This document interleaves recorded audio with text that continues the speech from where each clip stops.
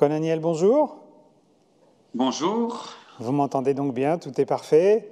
Bonjour bonjour à tous ceux qui nous rejoignent, puisque c'est nous qui avons l'honneur d'ouvrir le bal de cette deuxième journée du festival virtuel Livre à vous à Voiron. Colaniel, on va parler de votre dernier roman. Alors vous allez voir quand vous a préparé un petit entretien au poil. Et de poil, il en sera question jusqu'au bout de la rencontre, puisqu'il y avait une petite question que vous aviez lancée, un petit défi que vous aviez lancé au lecteur sur le poil que vous avez dans votre, non pas dans la main, mais dans le téléphone, dans votre téléphone. Étant donné, donc on va parler de ce livre qui s'appelle Entre fauves, qui est votre dernier roman. Alors, étant donné votre profil à vous et à moi, votre profil crânien et le mien, certains organisateurs ont voulu rebaptiser le débat Entre chauves, mais en fait, c'est bien votre dernier roman. C'est une petite spéciale dédicace pour Max, qui est le comptable des blagues qui se disent pendant le festival. Mais en tout cas, c'est bien de votre dernier roman qu'on va parler. Alors, très très rapidement, puisqu'on a une demi-heure pour présenter ce roman, pour ceux qui ne vous connaissent pas, vous êtes auteur de romans qu'on range dans la catégorie roman noir, polar. Vous avez notamment une série de romans avec un commissaire qui s'appelle le commissaire Anato, qui est une série qui se déroule en Guyane, donc on l'appelle la série guyanaise, qui compte, je ne sais plus si c'est 5 ou 6 volumes. 4, ben voilà, donc 4, c'est parce que le 5e doit être en route, c'est pour ça. Vous avez écrit aussi un roman qui s'appelle Seules les bêtes, qui se déroule dans l'Écosse et qui a aussi été porté au cinéma par Dominique Moll. Et donc, Entre fauves est votre 6e roman, du coup, si je compte bien, qui est un roman qui va nous faire voyager d'abord, puisqu'il se déroule entre la France et l'Afrique, entre les Pyrénées et la Namibie, plus exactement dans le Kaokoland. Un roman qui va nous mettre sur les traces de plusieurs personnages. On a d'abord un lion qui est présenté au premier chapitre et qui ouvre le roman avec un mystère, puisqu'on sait que ce lion, il lui arrive quelque chose, mais on ne sait pas quoi. Et pendant tout le livre, évidemment, ça va être l'objet de la reconstitution de ce qui lui est arrivé pour arriver à une fin assez surprenante. Alors, c'est pas tout à fait un polar, mais il y a du suspense quand même, parce qu'effectivement, on veut savoir ce qui est arrivé à ce lion. Ensuite, on va rencontrer un autre personnage qui s'appelle Martin. Martin, c'est quelqu'un qui travaille dans le parc régional des Pyrénées, qui se considère comme un défenseur de la nature pure et dure, qui est un homme en colère aussi, d'autant plus en colère qu'il avait un peu sous sa protection l'ours Canel qui a été tué par un chasseur, et que depuis la mort de Canel, il en veut beaucoup aux chasseurs. Il est en colère contre les hommes d'une façon générale, mais plus spécialement contre les chasseurs qui font du mal à cette nature. Et de fait, il entretient sur Facebook un groupe qui justement dénonce les chasseurs qui se photographient avec leurs trophées, notamment dans les safaris. Et il va tomber sur la photo d'une jeune femme qui se fait photographier avec un lion qu'elle vient visiblement de tuer. Cette jeune femme, on va en faire connaissance aussi. C'est le 3e personnage, si on considère que le lion est aussi un personnage évidemment dans le roman. Donc elle s'appelle Apolline, et on va découvrir qui est cette Apolline, puisque Martin va se mettre à essayer de chercher des renseignements sur cette jeune femme, et de fait il va devenir lui-même chasseur. Il y a aussi tout un développement dans votre roman sur cet homme qui déteste les chasseurs et qui devient lui-même chasseur. Et on va aussi, en Namibie, faire la connaissance d'un 4e personnage qui est un jeune homme de la tribu des Imba, qui lui est un jeune homme qui vit de façon assez traditionnelle et qui a aussi affaire avec le lion, puisque ce lion aurait décimé le troupeau de son père, et que la tribu évidemment est tout à fait en alerte par rapport à ce que ce lion peut faire comme déprédation sur le restant des troupeaux. Donc c'est un roman qui nous parle de nature, qui nous parle de chasse, et qui va aussi s'interroger sur justement qu'est-ce que c'est qu'être chasseur, qui va apporter des nuances On n'a pas d'un côté les méchants chasseurs et de l'autre côté les gentils défenseurs de la nature. C'est un roman qui nous permet de nous positionner dans la peau des uns et des autres et au fur et à mesure qu'il avance, de se poser plein de questions justement sur cette problématique de la chasse et de la protection de la nature. J'arrête là ma présentation, que vous pouvez compléter ou réfuter. Voilà. Ma première question, c'est tout simplement comment est-ce qu'est arrivée l'idée de ce roman, qui est assez différent effectivement de vos précédents. Oui, alors le point de départ d'un roman, c'est toujours, c'est toujours une envie, quoi. C'est-à-dire il faut avoir une envie suffisamment forte sur un sujet pour pouvoir se plonger dedans et tenir dans la durée, parce que c'est quand même un petit peu long d'écrire un livre. Et donc il faut quelque chose qui nous touche ou qui nous interpelle suffisamment. Et moi, Entre Fauves, c'est un livre que j'ai en projet depuis très longtemps, je pense depuis peut-être 4 ans maintenant, quoi. J'ai mis du temps à m'y mettre, mais ça fait longtemps que le projet est là. Et il a commencé à naître au moment où commençait à prendre de l'ampleur la polémique et les conflits entre les chasseurs et les anti-chasses, comme je les appelle dans le livre, où commençait à apparaître sur les réseaux sociaux ces photos de trophées de chasse. Vous savez, ces photos de ces gens qu'on voit en train de poser à côté avec leur fusil, généralement c'est plutôt un fusil, à côté de l'animal qu'ils ont tué. Alors généralement en Afrique, hein, donc ça peut être un lion, ça peut être un éléphant, ça peut être un léopard, ça peut être un herbivore. Et ces photos qui ont un côté en fait assez traditionnel dans le milieu de la chasse, hein, qui existe depuis très longtemps, mais qui restait dans le cercle privé des chasseurs, ont commencé à jaillir un peu dans l'espace public, notamment via les réseaux sociaux. Et moi, n'étant personnellement pas chasseur, chaque fois que je les voyais, j'étais quand même interpellé. Il y a quelque chose d'assez fort, d'assez violent en fait derrière cette photo d'une personne qui pose fièrement à côté de l'animal qu'il a tué. J'étais interpellé par ça. Et plus elles ont commencé à apparaître, ces photos, plus aussi ce qu'on voyait, c'était ce que ça déclenchait chez les gens. Alors, ce que ça déclenchait chez moi, bien sûr, ça me posait, ça m'interrogeait, mais aussi quand on voit apparaître ces photos sur les réseaux sociaux, souvent sous les photos, on voit les commentaires, quoi. Et puis, en fait, les commentaires, souvent, ça va très très loin, quoi. C'est évidemment des insultes, des appels à la haine, mais aussi des choses qui vont très très loin, avec des appels au meurtre, avec c'est vous qu'il faudrait chasser, c'est vous qu'il faudrait embrocher. Enfin, il y a des choses parfois assez terribles qui apparaissent. Et à chaque fois, moi, ça m'interpellait un petit peu, quoi. Je me disais, mais c'est quoi le lien en tout ça? Enfin, je veux dire, c'est des choses qui m'interpellaient beaucoup.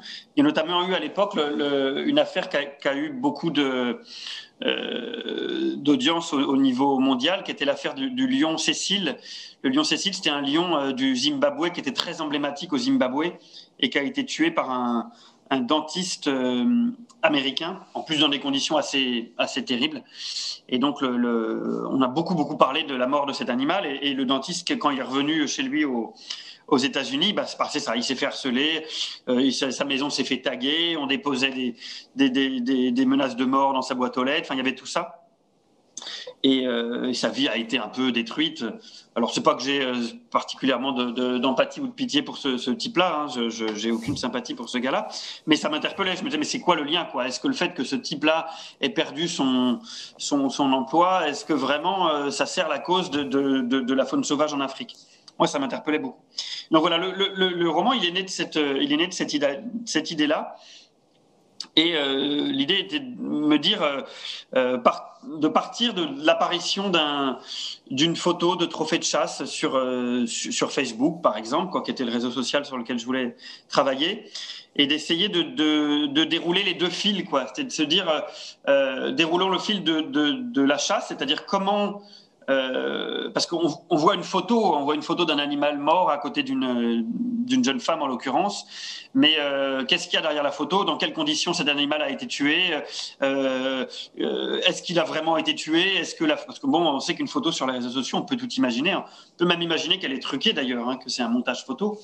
Donc qu'est-ce qu'il y a derrière cette photo? Donc dérouler le fil de comment on en est arrivé à cette photo et à cette chasse, et puis de dérouler l'autre fil, quelles sont les conséquences de l'apparition de cette photo sur les réseaux sociaux, et derrière tous ces appels à la haine, ces appels au meurtre qu'on peut voir à chaque fois qu'une photo comme ça apparaît, et si quelqu'un un jour prenait ça au pied de la lettre et se mettait en tête en fait de traquer et de chasser cette personne qu'il aperçoit, qui voit sur le réseau social, quoi. Et donc voilà, ça a été vraiment le point de départ du livre, de mener en parallèle ces deux histoires, l'histoire de la chasse et l'histoire de la chasse de la chasseuse, en fait. Alors, ce qui est intéressant, entre autres choses, dans votre roman, c'est que vous apportez plein de nuances, y compris sur nos préjugés, et que vous laissez au lecteur, à la fin, le choix de faire ses choix, puisque au départ, on a cette situation où, a priori, étant donné la majorité de ce qui se passe aujourd'hui, on peut se dire, bah oui, Martin, il a raison de défendre les animaux, la nature, et puis la fille, elle chasse et c'est pas bien. Et plus on avance dans le roman, plus en apportant des nuances, parce que Martin va commencer à essayer de se renseigner sur cette fille, trouver des pistes et devenir un chasseur de plus en plus hargneux, de plus en plus en colère, de plus en plus virulent, parce qu'on découvre comment Apolline vit la chasse aussi, comme quelque chose de finalement tout à fait naturel, sain dans sa tête, et issu aussi d'une tradition familiale. Il y a aussi tout un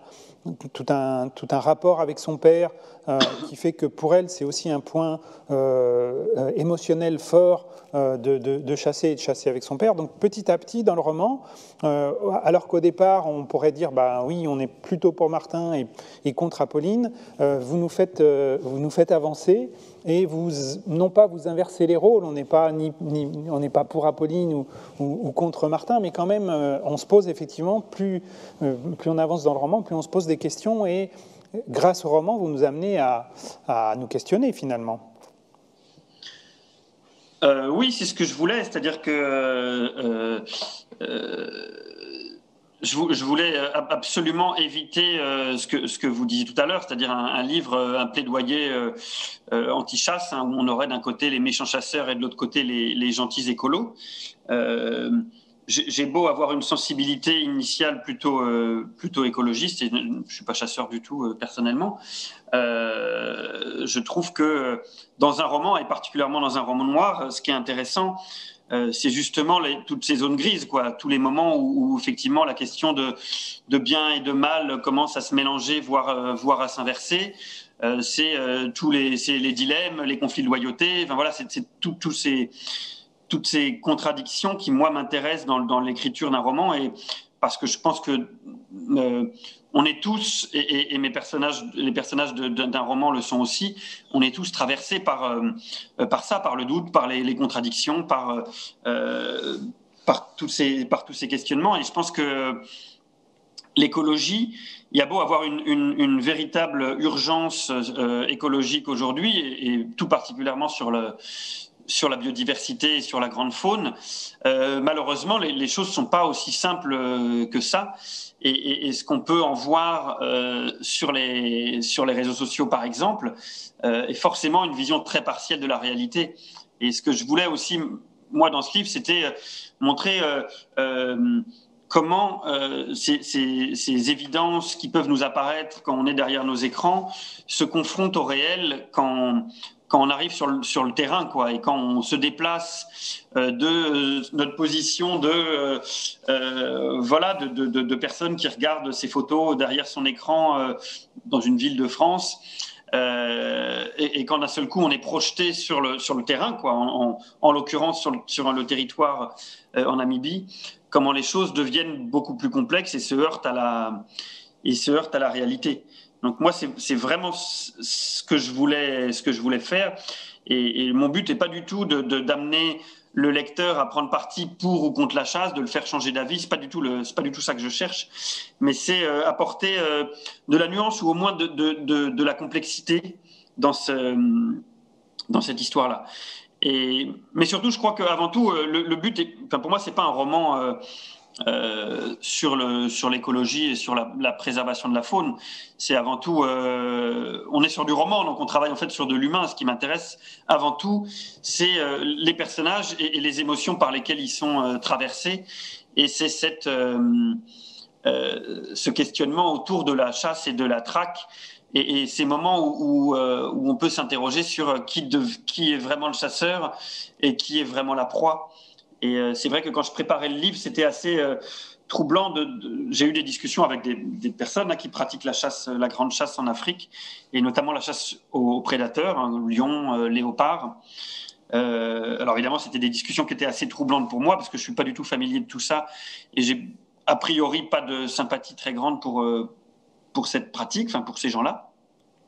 Mais en tout cas, c'était assez étonnant à écouter, et notamment de voir ce récit de quand on chasse le lion en particulier, ces moments où on peut avoir l'impression que les rôles s'inversent et que le chasseur devienne la proie. Ces moments où on piste le lion, où on est les pas dans ses traces, et où d'un seul coup on se rend compte qu'on est déjà passé à cet endroit-là, que le lion est peut-être un peu en train de nous faire tourner en rond, de nous balader, et que on commence à regarder autour de soi et notamment derrière soi si le lion n'est pas en train en fait lui-même de nous chasser. Et moi je trouvais que c'était ça intéressant, c'est ça qui m'intéressait dans la chasse, c'était ces moments où les rôles s'inversaient, où la chasseuse de lion devient la proie, où le lion qui est traqué devient le prédateur, et où de l'autre côté l'anti-chasse devient lui-même chasseur et se prend au jeu, parce que malheureusement il y a quelque chose qui est de l'ordre du jeu là-dedans, d'un jeu cruel mais qui est de l'ordre du jeu, se surprend lui-même à être excité par l'adrénaline, voilà, qui monte en lui par cette traque dans laquelle il s'est un peu engagé, un peu aveuglément en fait. Alors effectivement, dans le roman, c'est toutes ces nuances qui sont intéressantes, et vous avez parmi ces nuances effectivement apporté aussi celle du terrain, c'est-à-dire que nous on réfléchit sur ces chasses d'après notre point de vue et notre place en France par exemple, mais grâce à Kandjima, donc qui est ce jeune homme qui est en Namibie et qui a affaire aussi au lion, vous apportez aussi le point de vue du terrain. Alors, vous pouvez nous dire quelques mots sur ce personnage, Kandjima ? Oui, alors Kandjima, c'est un jeune homme qui est un Imba. Donc le Imba, les Imba, c'est un peuple du nord-ouest de la Namibie, qui est un peuple d'éleveurs, hein, de vaches, de chèvres, de moutons. Donc lui, en l'occurrence, il est éleveur de chèvres avec son père. Et le roman commence, pour ce qui le concerne, par un départ en transhumance du père et de son fils dans une région, dans un Kaokoland, donc, et cette région-là qui est frappée par la sécheresse, et donc qui pousse les pasteurs, les éleveurs à emmener leurs bêtes très loin pour trouver de quoi les faire paître, pour trouver de quoi les nourrir. Et alors que Kandjima et son père sont partis et ont parqué leurs bêtes dans un enclos, la première nuit qu'ils passent dans la montagne, en fait, leur troupeau se fait attaquer par un lion. Et en une nuit, en fait, l'ensemble du troupeau, donc 93 chèvres, se retrouve décimé par ce prédateur. Et donc, évidemment, Kandjima nourrit une colère très forte vis-à-vis de cet animal, et se met en tête, en fait, assez rapidement, pour venger son troupeau, mais aussi pour séduire la femme qu'il aime, de tuer lui-même le lion, comme le faisaient ses ancêtres, parce qu'à l'époque, c'est ce qu'on faisait. À l'époque, chez les Imba, chez les Herero, enfin tous les gens de ce coin-là, quand un lion s'approchait trop des troupeaux et commençait à poser trop de problèmes, eh bien, on n'avait pas le choix, il fallait aller l'abattre. Et donc Kandjima se met en tête d'abattre lui-même le lion, et donc de faire ça avant que la chasseuse française qui est en train d'arriver en Namibie, et tout le monde le sait parce que c'est quelque chose qui est de notoriété publique dans la région, avant que cette chasseuse française l'abatte, quoi. Donc il y a une espèce de course contre la montre sur qui va abattre le lion en premier.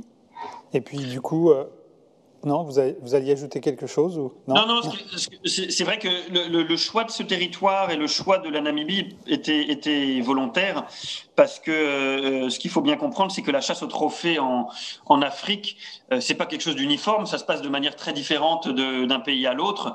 On a des situations très différentes entre l'Afrique du Sud, par exemple, où on peut tout à fait aller chasser des lions, ce qu'on appelle la chasse en boîte, quoi. C'est-à-dire en fait des lions qui sont élevés pour être abattus et qu'on tue quasiment à travers le grillage. Parfois, les lions sont même un peu drogués. Et entre cette chasse-là et la chasse d'un lion sauvage qui cause des dégâts à des troupeaux dans une zone comme le Kaokoland, qui est une zone qui est en plus pas du tout clôturée, on est hors de tout parc national, c'est quand même deux choses très différentes. On ne parle pas du tout de la même chose. Et c'est ce que je voulais aussi montrer. Et ce qui est assez troublant, c'est que quoi qu'on pense de la chasse au trophée, il ne s'agit pas de dire que c'est bien ou c'est mal, c'était pas ça du tout mon raisonnement, mais la réalité c'est que en Namibie, la Namibie est un pays qui effectivement autorise la chasse au trophée depuis un certain nombre d'années, mais qui est exemplaire dans la gestion de sa faune sauvage. Et tous les indicateurs, qu'on parle de girafes, de lions, d'éléphants, de rhinocéros, toutes ces espèces-là sont en augmentation réelle depuis une vingtaine d'années. Et en fait, on est paradoxalement sur une espèce comme le lion qui est un animal qui est effectivement en danger à l'échelle de l'Afrique. En Namibie, les lions se portent bien. C'est une population qui est en augmentation et c'est une population en bonne santé, entre guillemets, quoi. Et qui, en fait, est en augmentation et qui, du coup, dans cette zone du Kaokoland, pose de plus en plus de problèmes aux éleveurs. Les éleveurs, eux, considèrent que voilà, il y a trop de lions, en fait. C'est leur raisonnement. Donc voilà, après, le but n'est pas de dire c'est bien, c'est pas bien, il faut tuer les lions, il faut pas tuer les lions. Mais en tout cas, la situation est beaucoup plus nuancée que celle qu'on peut imaginer à l'échelle de l'Afrique, où on se dit ces espèces sont en danger, il faut jamais tuer un animal parce que l'espèce est extrêmement menacée. Alors, il y a donc aussi ce personnage du lion, donc ça sera mon avant-dernière question, puisque finalement la demi-heure avance très très vite. Donc, vous avez aussi, non pas fait parler ce lion, mais vous vous mettez un petit peu dans sa peau, je ne sais pas comment on peut dire, en tout cas, dans plusieurs chapitres, on accompagne le lion, vous accompagnez le lion, une voix, la voix du narrateur accompagne le lion pour essayer de nous faire comprendre ce qu'il ressent, comment il vit, qu'est-ce qu'il fait, et comment on se met dans la peau d'un lion, justement. C'est le pouvoir de la littérature et celui de l'auteur, mais comment est-ce qu'on essaye de se mettre dans la peau d'un lion pour nous faire un petit peu ressentir ce qu'on imagine il peut ressentir, et pourquoi s'être mis dans sa peau pour en faire un personnage à part entière? Alors, je me suis beaucoup posé de questions là-dessus. J'ai hésité pas mal à un moment à le faire, à pas le faire, avec le risque effectivement de mal le faire, c'est-à-dire ce risque d'anthropomorphisme, qui consisterait à plaquer des émotions humaines sur un lion. Mais moi, il me semblait, j'ai finalement décidé de le faire. Il me semble que c'était important de mettre en scène cet animal parce que ce que je voulais montrer, c'est que on a tendance à imaginer les lions, ou les animaux de manière générale, comme des populations uniformes. Et quand on dit voilà, le lion est menacé, le lion se comporte comme ça, les lions se comportent de telle ou telle manière. En fait, ce que je voulais montrer, c'est que derrière cette idée de population, il y a en fait des individus. Et qu'en fait, à l'intérieur d'une population animale, et d'une population de lions en l'occurrence, on a des individus qui ont leur comportement propre, qui ont leurs traits physiques propres, mais qui peuvent aussi avoir leur personnalité, entre guillemets, à supposer que ce terme ait un sens pour les animaux. Mais en tout cas, on le sait, ils ne se comportent pas tous de la même manière. Et je voulais montrer que si ce lion-là, à ce moment donné de sa vie, pose des problèmes aux éleveurs en détruisant leurs troupeaux, c'est pas pour rien, c'est parce qu'il a une histoire, il a une propre histoire individuelle, une histoire qui est liée à l'environnement, au fait qu'effectivement il y a une grosse sécheresse qui s'abat sur le territoire, mais aussi une histoire qui est liée à son histoire personnelle et sociale, au fait qu'il est issu d'un clan, ce qu'on appelle une fierté, dont il a été le mâle dominant pendant des années, mais dont il a été évincé par d'autres jeunes lions, ce qui se passe réellement, hein, c'est comme ça que ça fonctionne. Et qu'il se retrouve effectivement vieux, mâle, solitaire, errant dans le désert, et que c'est pour ça aussi qu'il se rapproche des troupeaux. Donc c'est ce que je voulais montrer, c'est qu'en fait derrière ces histoires, derrière la protection des espèces, il y a aussi des questions qui sont liées aux individus eux-mêmes.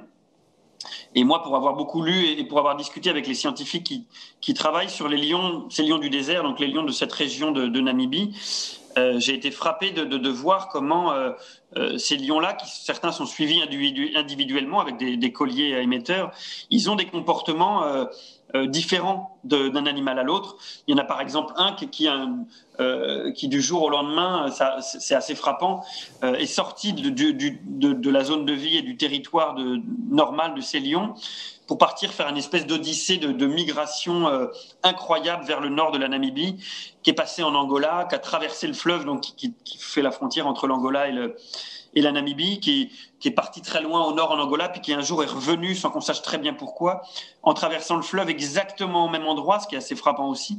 Donc pourquoi cet individu, à un moment de sa vie, a pris cette décision de partir faire cette odyssée? On peut imaginer des choses, et je pense que c'est ce qui est intéressant dans la littérature, c'est d'essayer d'imaginer, mais on le saura probablement jamais réellement. Alors c'est vrai que ce lion, il est même personnalisé puisqu'il a un prénom, il s'appelle Charles. C'est pas le roi lion, mais le King Charles, en quelque sorte. En tout cas, voilà, ça nous le rend tout à fait proche et on est plus à même d'imaginer un petit peu ce que peuvent ressentir ces animaux. Donc on arrive malheureusement déjà au terme de l'entretien. Je pense qu'on aurait pu encore passer au moins une demi-heure à parler de ce roman qui est vraiment passionnant et plein de richesse et de densité, plein de suspense encore une fois, donc vraiment une lecture extrêmement agréable. Donc Entre Fauves, juste préciser qu'on vous retrouvera aussi cet après-midi à 16h45 avec Vincent Vimino autour d'un débat sur l'écologie. Donc on reparlera quand même aussi de ce roman qui pose aussi, me semble-t-il, un certain nombre de questions, même si, vous l'avez dit, le thème du roman n'est pas l'écologie, mais il aborde aussi des questions qui sont liées à l'écologie. Et donc pour terminer, on va lever un petit peu de mystère sur ce fameux poil.